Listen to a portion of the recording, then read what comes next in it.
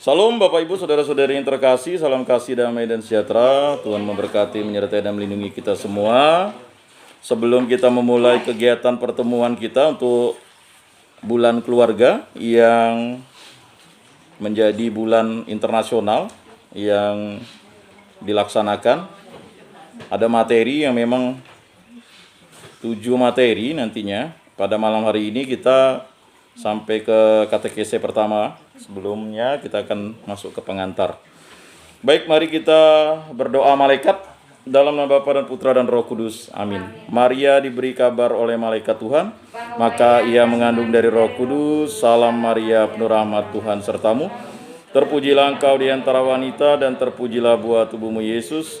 Santa Maria Bunda Allah, doakanlah kami yang berdosa ini sekarang dan waktu kami mati. Amin.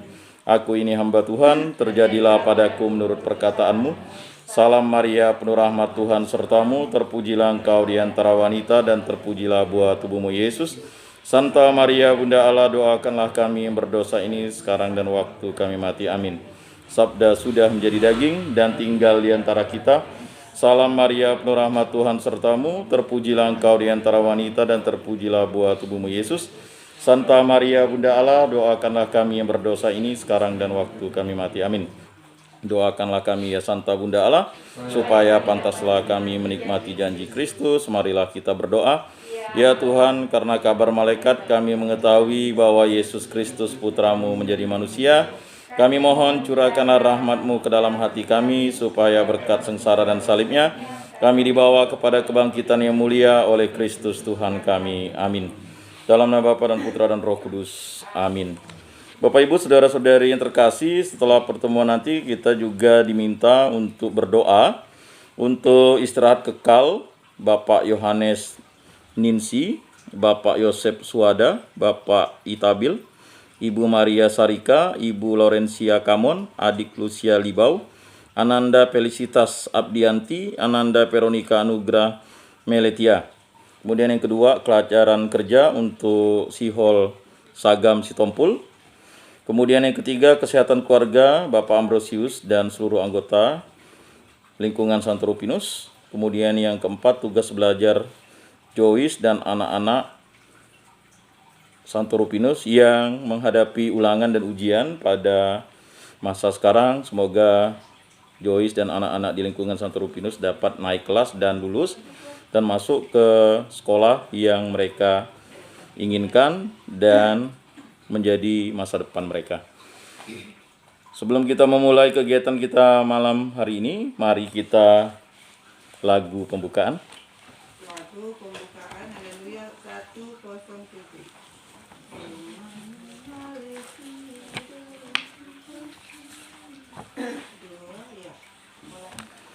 Sungai mengalir tiada henti-hentinya, memberi hidup di sekitarnya.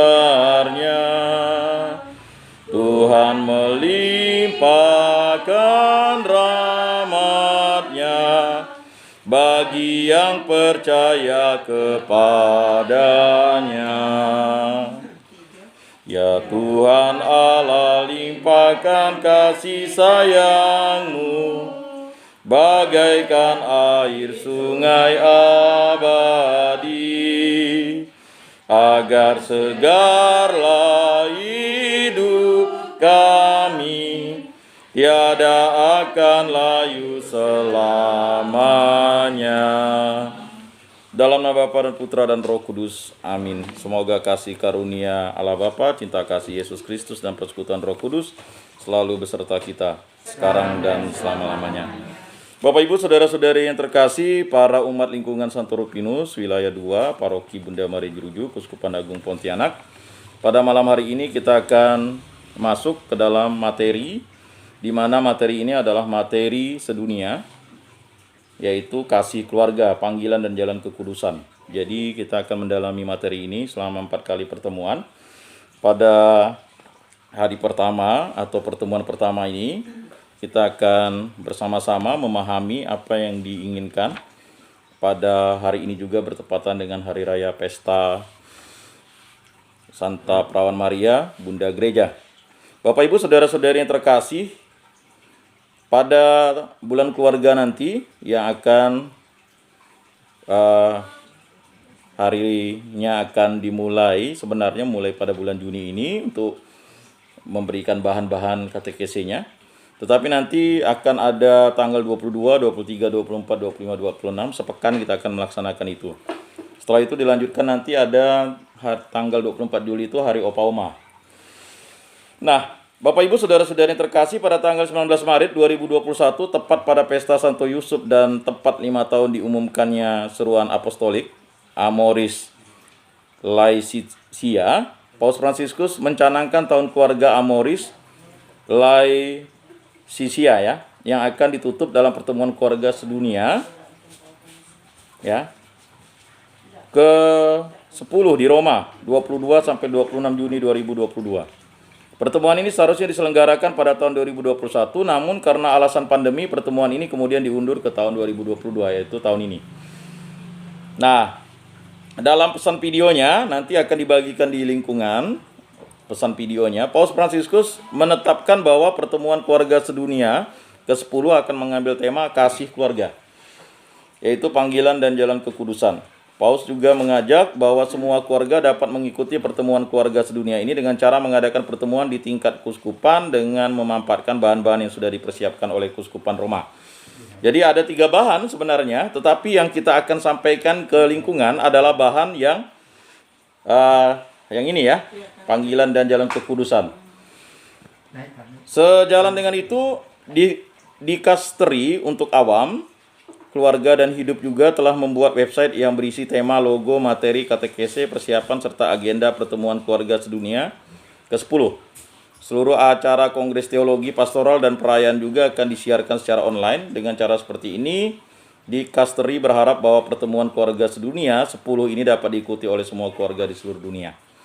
Memperhatikan pesan Paus Fransiskus dan dikasteri untuk awam, keluarga, Komisi Keluarga KWI menerjemahkan dan mencetak beberapa materi-materi yang penting yang dapat berguna bagi penyelenggaraan pertemuan-pertemuan di tingkat kuskupan.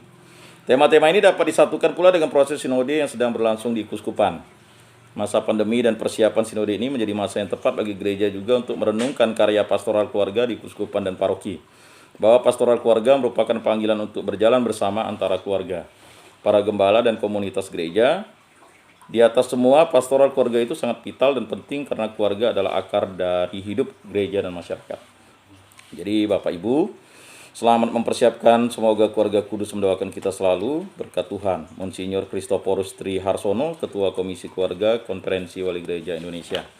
Jadi Bapak Ibu, saudara-saudari yang terkasih, kita akan mendalami tema ini bersama-sama. Saya tahu memang ada kesulitan di tingkat keluarga untuk menerjemahkannya. Mari kita bersama-sama, setelah itu nanti kita implementasikan di keluarga.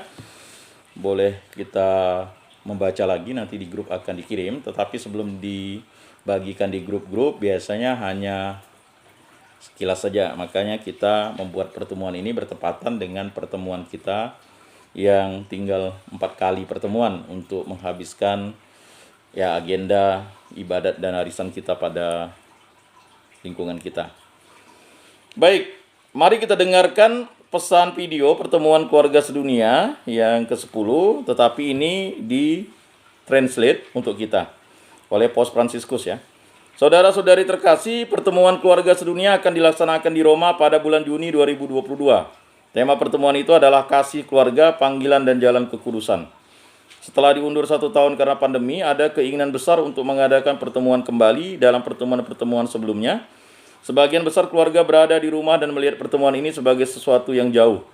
Sebagian orang mengikuti pertemuan itu melalui televisi, dan bahkan sebagian besar keluarga tidak mengetahui bahwa ada pertemuan seperti ini. Kali ini, seturut kemampuan yang ada dan juga suatu penyelenggaraan ilahi, dapat diselenggarakan pertemuan dunia yang dapat melibatkan seluruh keluarga yang ingin mengambil bagian dalam komunitas gerejani. Pertemuan keluarga ini akan dilaksanakan secara multisentris dan luas, melibatkan komunitas-komunitas keuskupan di seluruh dunia. Roma akan menjadi tempat utama penyelenggaraan yang dihadiri oleh beberapa utusan pastoral keluarga yang akan mengambil bagian dalam festival keluarga, kongres pastoral, dan misa kudus. Pertemuan ini akan disiarkan di seluruh dunia, dan pada hari itu setiap keuskupan dapat menjadi pusat pertemuan lokal bagi keluarga-keluarga dan komunitas setempat. Dengan demikian, semua orang dapat terlibat meskipun mereka tidak dapat datang ke Roma. Dengan memperhitungkan aneka kemungkinan, saya mengundang komunitas keuskupan untuk mengelola pertemuan-pertemuan mengacu pada tema dan simbol pertemuan yang telah dipersiapkan oleh Keuskupan Roma. Saya mengharapkan supaya pertemuan itu dinamis, aktif, dan kreatif dengan melibatkan keluarga-keluarga serta berjalan searah dengan pertemuan yang diselenggarakan di Roma. Kesempatan ini menjadi kesempatan yang indah bagi kita untuk memperhatikan pastoral keluarga dengan penuh semangat para suami istri, keluarga, dan para gembala bersama-sama. Bersemangatkan para gembala dan keluarga yang terkasih, salinglah membantu sama lain untuk mengorganisir pertemuan di tingkat keuskupan dan paroki di seluruh dunia. Selamat menapaki perjalanan menuju pertemuan keluarga sedunia mendatang, dan jangan lupa untuk mendoakan saya. Terima kasih, Paus Fransiskus. Bapak Ibu, saudara-saudari yang terkasih, dalam pertemuan keluarga sedunia ke-10, 22 sampai 26 Juni 2022 yang akan datang, WMOF adalah singkatan dari World Meeting of Families, pertemuan keluarga sedunia yang diadakan pertama kalinya oleh Paus Yohanes Paulus II pada tahun 1994. Pada tahun 1994, itu juga Perserikatan Bangsa-Bangsa PBB mencanangkannya sebagai Tahun Internasional Keluarga. Paus Yohanes Paulus II juga menghendaki bahwa pada saat yang sama juga gereja merayakannya sebagai Tahun Keluarga. Maka pada tahun 1994 itu diadakan Pertemuan Keluarga Sedunia 1, tepatnya pada tanggal 8 sampai 9 Oktober 1994. Pertemuan itu kemudian diusulkan diadakan secara rutin dan dikelola oleh penasihat Paus untuk keluarga. Pada tahun 2016, Badan Vatikan ini dibubarkan dan kemudian bergabung dalam dikasteri untuk awam, keluarga dan hidup.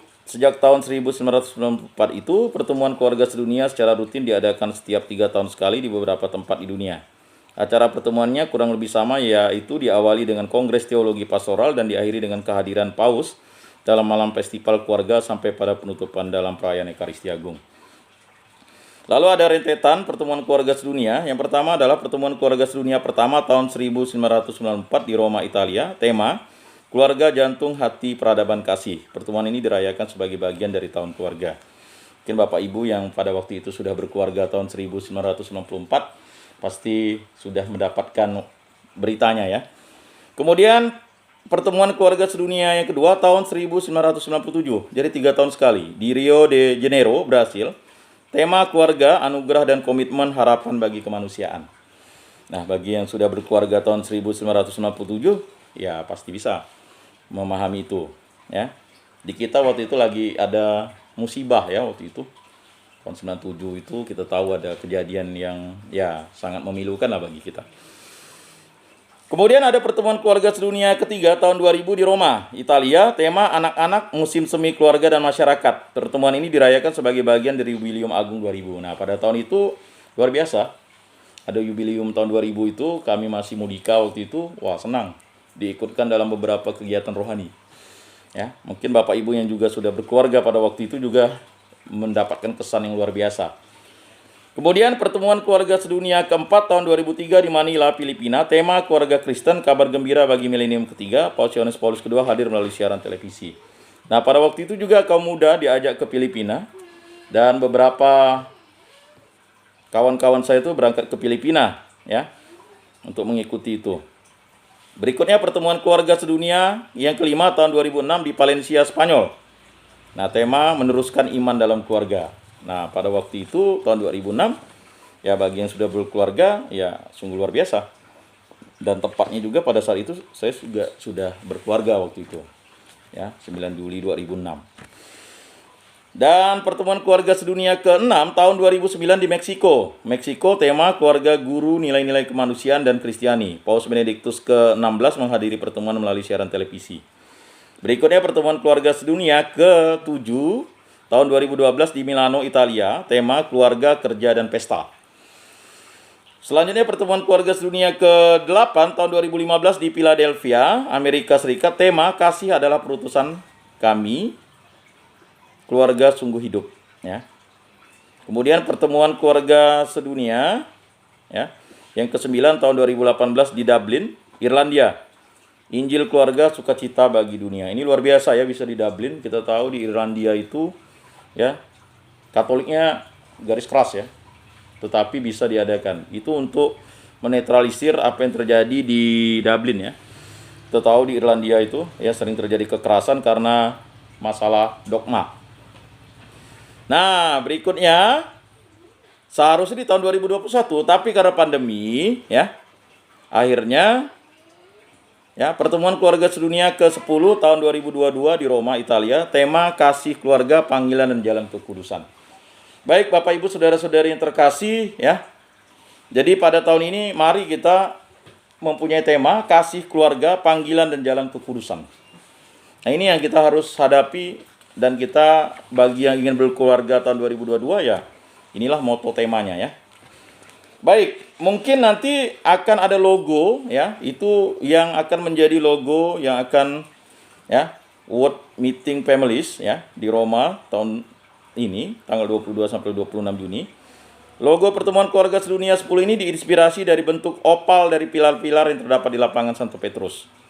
Ikon gereja Katolik ini didesain oleh Benini. Bentuk opal dari pilar-pilar ini dalam logo ini sama maknanya dengan maksud pembuatannya, yaitu suatu sambutan dan pelukan hangat Bunda Gereja dan para uskup kepada setiap pria dan wanita sepanjang sejarah.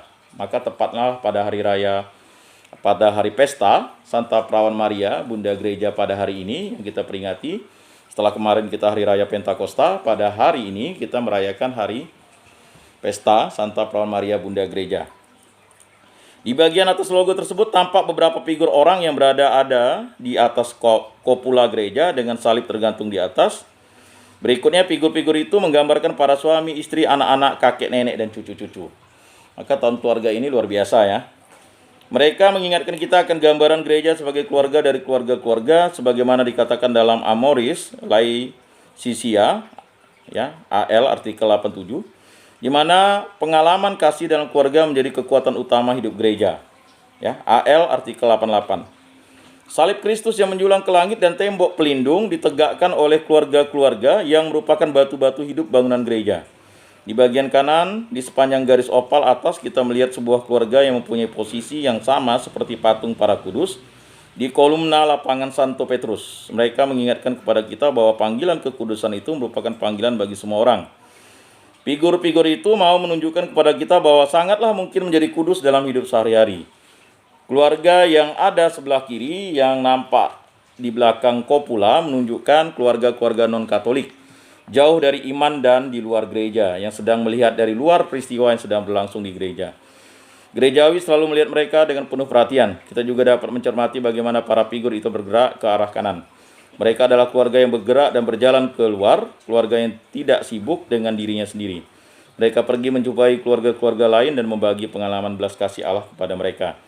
Warna kuning dan merah yang dominan menunjuk pada seragam Roma yang mengungkapkan ikatan yang mendalam dalam komunitas.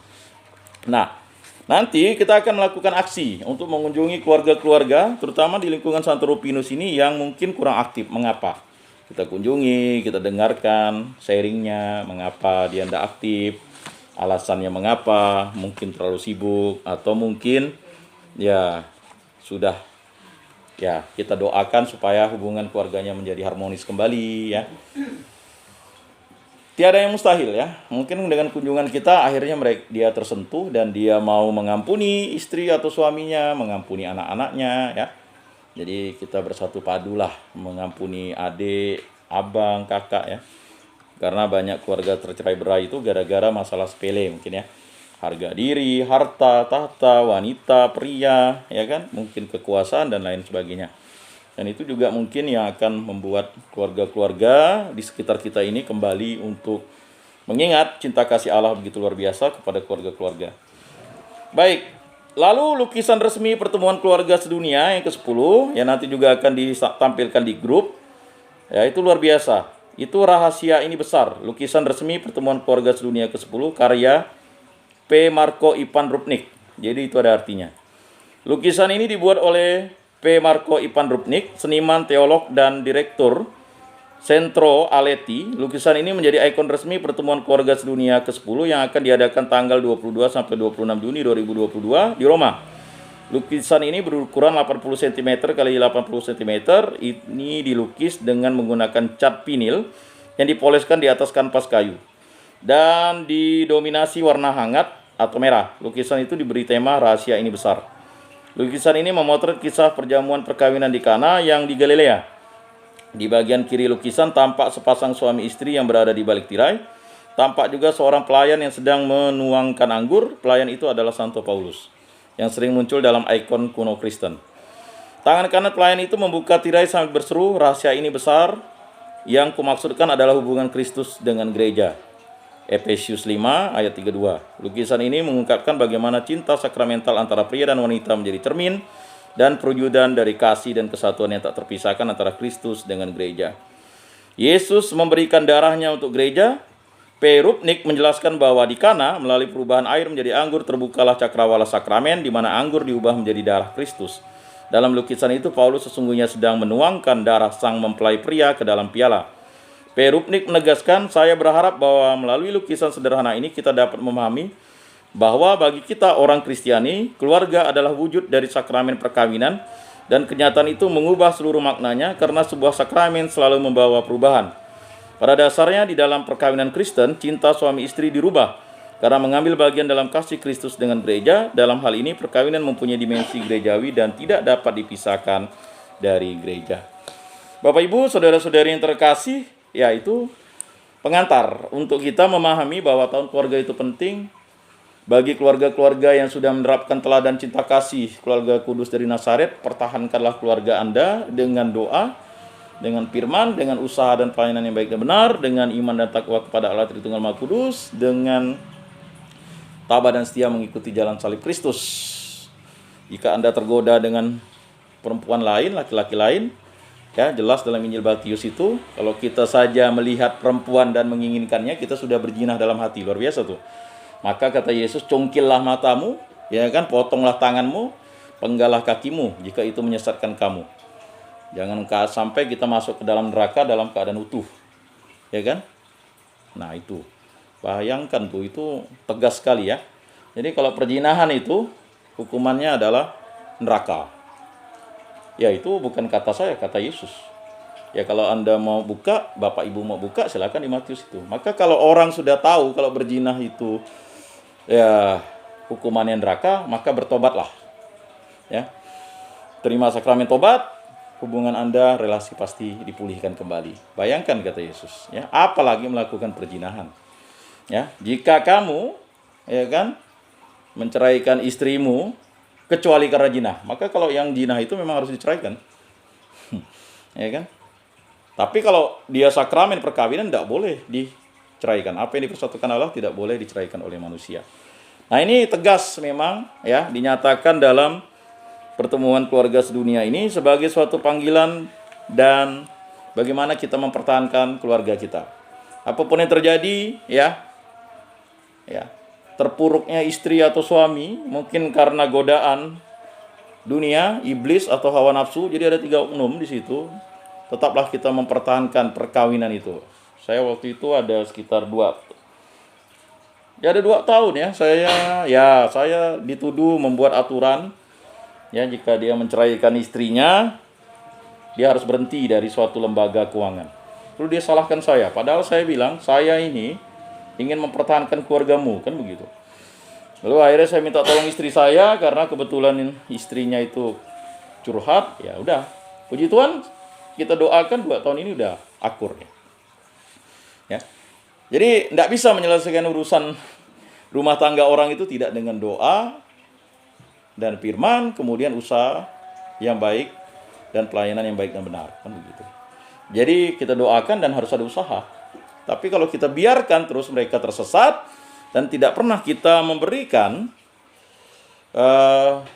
peneguhan, teguran untuk kembali kepada istri dan suami yang sah, kita dosa kelalaian. Nah, untuk itu kita sadari itu, Bapak-bapak, ibu-ibu, saudara-saudari yang terkasih. Begitu juga jika kita tertarik dengan istri orang atau suami orang, itu sudah zina dalam hati. Jadi apapun yang terjadi, tidak ada urusan ya kita CLBK, kita suami kita mungkin ya tidak secantik atau seganteng dulu istri kita ya. Tetap kita harus bertahan sampai matrimonio, kontraknya seumur hidup. Ya kan, gereja juga tidak membatasi. Ketika suami istrinya meninggal, ya silakan berkeluarga yang baik dan benar, usaha yang baik dan benar ya. Jadi memang ya Tadi di kantor ada, ya mohon maaf, tiba-tiba ada yang konsultasi, bukan konsultasi ke saya, lalu tiba-tiba menanyakan bahwa ya suaminya Katolik, lalu dia ingin bercerai dan sudah membuat ya sedih saya rasa lihatnya. Anak 2, ya kan, perempuannya cantik, ya kan, pasti suaminya ganteng kan, tapi kok dengan mudah, ya, padahal tidak mikir perasaan anak, ya kan. Ketika kita selingkuh, kita mikir perasaan anak. Ketika kita misalnya mau kawin lagi, tuh harusnya mikirkan perasaan anak. Ketika kita tergoda dengan perempuan lain, laki-laki lain, kita harus mikirkan perasaan anak, ya kan. Bagaimana kita mau menjadi teladan bagi anak-anak kita kalau misalnya kita sampai tidak mampu menjadi bapak ibu yang baik dan benar di zaman sekarang, di zaman now ini. Dan bentengnya ya doa, ya, tunduklah kepada Allah, lawanlah iblis, dia akan lari daripadamu. Jadi tidak bisa kita tidak melakukan hal itu. Maka penting untuk materi ini begitu. Nah, sayang sekali jika ada keluarga-keluarga yang ya tidak bisa hadir, ya tapi nanti materinya ada sih. Cuman kalau materinya itu hanya sekedar dilihat, ya kan, tidak dibaca, direnungkan, diimplementasikan, hanya menjadi textbook, ya sama seperti PDF. Jadi ada 3 materi. Ini materi dari KWI-nya Amerika Serikat, yang ini adalah materi prakteknya. Jadi kita sekarang baru masuk ke materi katekese-nya, pengajarannya. Baik Bapak Ibu, itulah pengantar yang nanti kita akan dalami. Mari kita mengakui dosa dan kekurangan kita. Saya mengaku kepada Allah yang Maha Kuasa dan kepada saudara sekalian bahwa saya telah berdosa dengan pikiran dan perkataan, dengan perbuatan dan kelalaian. Saya berdosa, saya sungguh berdosa. Oleh sebab itu saya mohon kepada Santa Perawan Maria, kepada para malaikat dan orang kudus, dan kepada saudara sekalian, supaya mendoakan saya pada Allah Tuhan kita. Semoga Allah mengampuni dosa-dosa kita dan mengantar kita ke hidup yang kekal. Amin.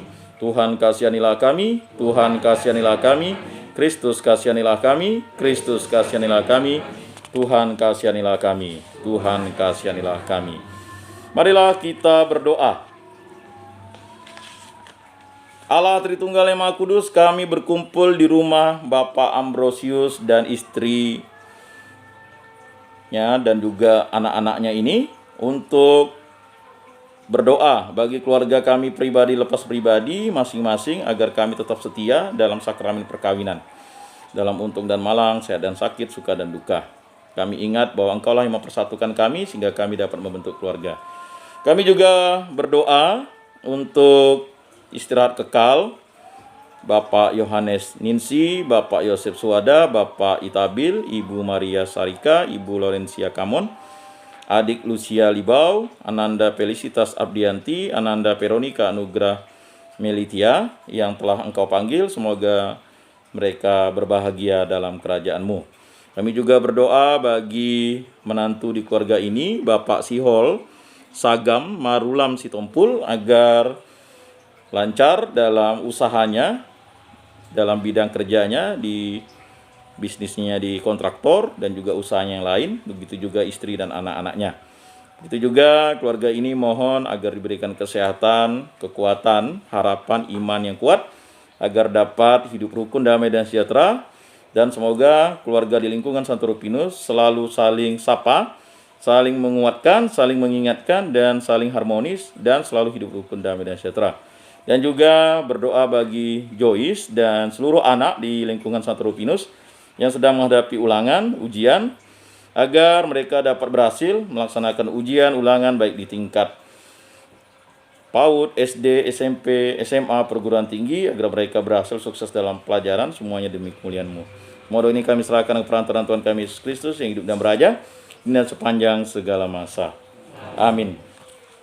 Baik Bapak Ibu, saudara-saudari yang terkasih, sebelum kita masuk ke katekese kita, mungkin ada satu lagu untuk mengantar katekese kita. Silakan.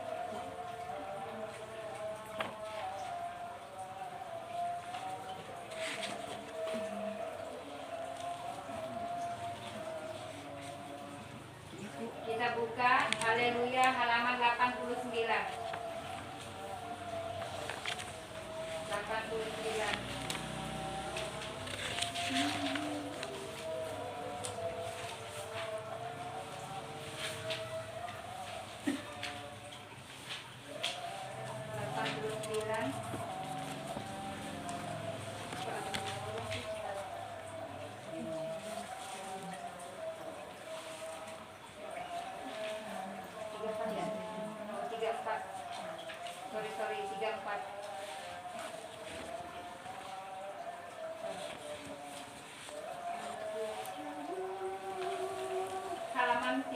nomor 34, sorry salah.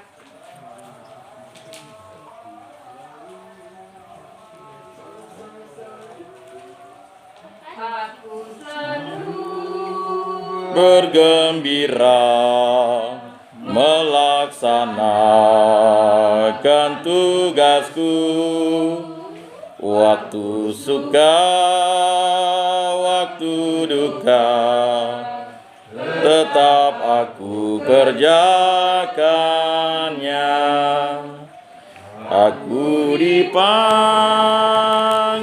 Tuhanku, aku dipilih Tuhanku untuk bawa kabar Dia bagi para orang papa.